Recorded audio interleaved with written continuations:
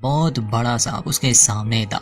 ये देखकर टिम डर के मारे वहां से भागने लगा। मदद के लिए वो बहुत चिल्ला रहा था। वो एक छोटे से गुफा में छुप जाता है। अब चूंकि ये एक कहानी थी और इसमें संगीत का जिक्र था, इसलिए टिम को यही लगा कि सांप को भी वो संगीत से काबू कर सकता है, इसलिए वो गाना गाने लगा। मगर उस सांप पर कोई असर नहीं हो रहा था और जल्द ही वो टिम को कच्चा खा जाता। टिम उस गुफा से बाहर निकलता है और एक तरफ भागने लगा, मगर उसका पैर फिसल गया। वो गिर जाता है और बेहोश हो जाता है। इससे पहले कि वो सांप उसे मार देता, 3 जादूगरनियां आती है और उस सांप को अपने जादू से सुला देती है। टिम वहीं पर बेहोश पड़ा था। असल में वो अब एक कहानी का हिस्सा बन चुका है। कुछ देर बाद वहाँ पंछी पकड़ने वाला एक शख्स आता है जो राजा के लिए पंछी पकड़ता था और उसके बदले उसे कुछ इनाम दिया जाता। टिम होश में आता है तो इस आदमी को देख लेता है।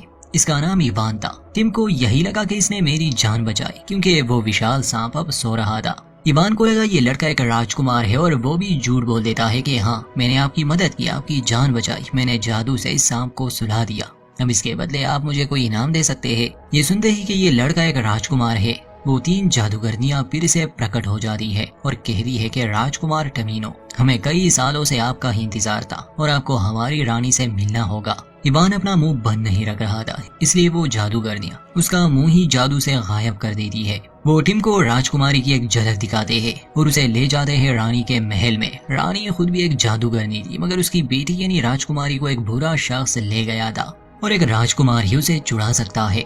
रानी टिम से मदद मांगती है तो टिम जवाब में कहता है कि हाँ बिल्कुल, मैं इस खोज पर जाऊंगा और राजकुमारी को बचाऊंगा। इवान को भी लाया गया था और उसे टिम का साथी बनाया जाता है। हालांकि वो डरपोक था और वो नहीं जाना चाहता था, मगर वो जादूगरनियां उसे एक म्यूजिक बॉक्स देती है।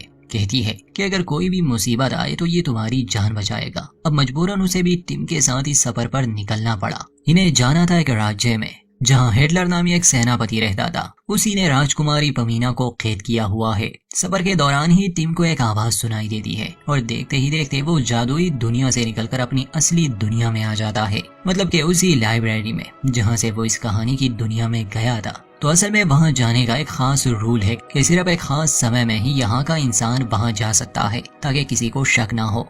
अब अगर टिम को दोबारा वहां जाना है तो अगली रात तक इंतजार करना होगा। खैर, अपनी दुनिया में लौट आने के बाद वो इस बारे में किसी को कुछ बताता नहीं। वो नॉर्मल ही रहता है और म्यूजिक क्लासेस लेता है। शाम को वो सोफी और उसके दोस्त से भी मिलता है और रात को वो अपने कमरे से निकलकर उसी लाइब्रेरी में गया। अपनी किताबों उसी खाली जगह में रख देता है और एक बार फिर से वो कहानी की दुनिया में पहुंच गया। मगर वहाँ समय रुका नहीं था। हमें दिखाया जाता है कि हिटलर नामी वो सेनापति, उसने और उसके सैनिकों ने राजकुमारी को एक कमरे में बंद किया हुआ है और वो उसे परेशान कर रहा है। कल रात टिम गायब हुआ था, मगर अब इवान इस शहर में आ चुका था। वो इस कमरे में भी दाखिल होता है, हिटलर को किसी तरह बाहर निकाल देता है, राजकुमारी को अपना नाम बताता है और ये भी कहता है कि मुझे और राजकुमार टमीनो को यहाँ आपकी माँ ने भेजा है ताकि हम आपको इस बुरे इंसान के खेत से छुड़ा सके। ये सुनकर राजकुमारी को बहुत खुशी होती है।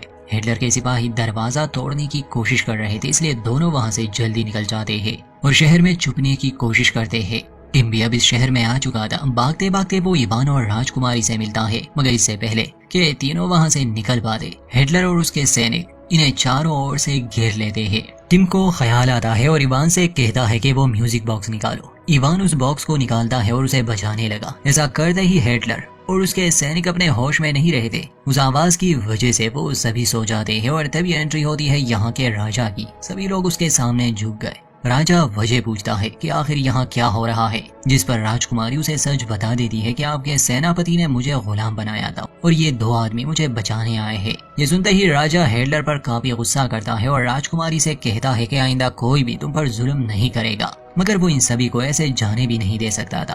कहता है कि यहाँ से निकलने के लिए तुम्हें इम्तिहान देने होंगे। इवान के सर पर भी कपड़ा रखा जाता है और टिम के सर पर भी। ठीक उसी समय टिम वापस से अपनी दुनिया में आ गया, क्योंकि कहानी का समय पूरा हो चुका था।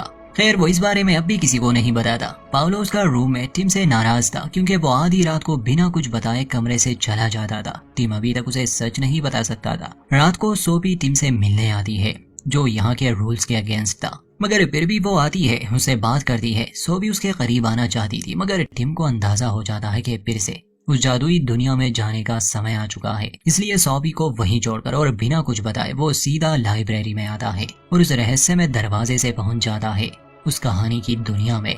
वो और इवान राजा के सामने थे। राजकुमारी वहां नहीं थी।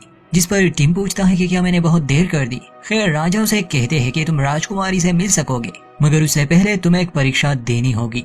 तुम्हें खामोश रहना होगा, बिल्कुल खामोश, चाहे कुछ भी हो जाए। तुम कोई जवाब नहीं दोगे, कोई बात नहीं करोगे, खास समय के लिए। अगर तुम इसमें पास हुए तो तुम्हें राजकुमारी से मिलवाया जाएगा। दोनों इसके लिए तैयार थे। इन दोनों को एक खास जगह ले जाया जाता है। चारों ओर सैनिक थे और अब से इन्हें बिल्कुल खामोश रहना था। कितने समय के लिए ये नहीं बताया गया, मगर इवान अपना मुंह बंद नहीं रख सकता था, इसलिए वो बीच में ही बात करता है। वो हार गया और वहीं पर फ्रीज हो गया। हमें राजकुमारी दिखाई जाती है जो एक कमरे में थी।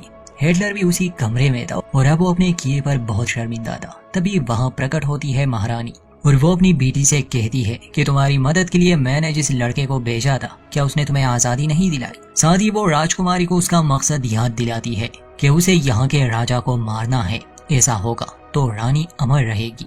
यहाँ पता चलता है कि असल में रानी एक चालबाज औरत है जो अपने फायदे के लिए अपनी ही बेटी को इस्तेमाल कर रही है। रानी उसे ये कहकर चली जाती है कि अपना काम पूरा करो। कमरे के बाहर हिटलर ये सारी बातें सुन लेता है। वो राजा को खबरदार करता है। राजा जब आते हैं तो राजकुमारी भी सच बोल देती है और इस बात से वो बहुत नाराज हो गया। दुखी राजकुमारी टिम से बात करने जाती है, मगर वो किसी से बात नहीं कर सकता था। राजकुमारी बहुत कोशिश करती है मगर टिम उसे इग्नोर कर रहा था, जिससे उदास होकर राजकुमारी वहां से चली गई। दिए गए समय के बाद टिम को आजाद किया जाता है। वो अपनी परीक्षा में पूरा उतरा, मगर इवान नहीं। एक बार फिर से टिम अपनी दुनिया में आ जाता है। इस बार उसे पता चलता है कि सोफी को स्कूल से निकाल दिया गया है क्योंकि उसने रूल तोड़ा है। टिम उससे बात करने जाता है मगर सोफी टिम से ही नाराज थी क्योंकि वो उसे अहमियत नहीं दे रहा था। टिम उसे समझाने की कोशिश तो कर रहा था कि आजकल वो कहाँ जाता है, मगर सोफी को पाने के लिए उसे उस कहानी को खत्म करना ही होगा। इस बार टिम अपने रूममेट पाओलो को इस बारे में बताता है और उसे वो मैजिक फ्लूट भी दिखाता है जो उसे जादुई दुनिया में मिला था। खैर पाओलो इतनी आसानी से उस पर कहाँ विश्वास करने वाला था, मगर कहानी को पूरा करने के लिए एक बार फिर से वो उस दुनिया में चला गया और इस बार महारानी इस राज्य को तबाह करने वाली थी। सिर्फ राजकुमार ही इस राज्य को बचा सकता था। वो राजकुमारी से मिलता है। अब दोनों को ही इस तबाही का सामना करना था। टिम जमीन पर एक चिन्ह बनाता है। ऐसा करते ही चारों ओर आग लग जाती है, मगर मैजिक फ्लोर को बचाने से वो खुद को उस आग से बचाने में सफल रहे। मगर ये सब इतना आसान नहीं था क्योंकि इसके बाद जमीन फट जाती है और दोनों ही पानी में गिर गए। इस कहानी को पूरा करने के लिए टिम को राजकुमारी को बचाना ही था। टिम के लिए उसे पानी में बचाना मुश्किल हो जाता है, मगर फिर भी अंत में किसी तरह वो राजकुमारी को बचा ही लेता है। महारानी का वो काला जादू खत्म हुआ, राज्य में शांति आई और अंत में इस राज्य की महारानी राजकुमारी को ही बनाया जाता है। कहानी पूरी हुई। टिम सबसे अलविदा लेता है और अपनी दुनिया में लौट आया। अब उसे बचाना था अपने प्यार को। सोफी जा चुकी थी। टिम ट्रेन स्टेशन की तरफ भागता है। उसे लगा वो जा चुकी है, मगर वो वहीं पर थी।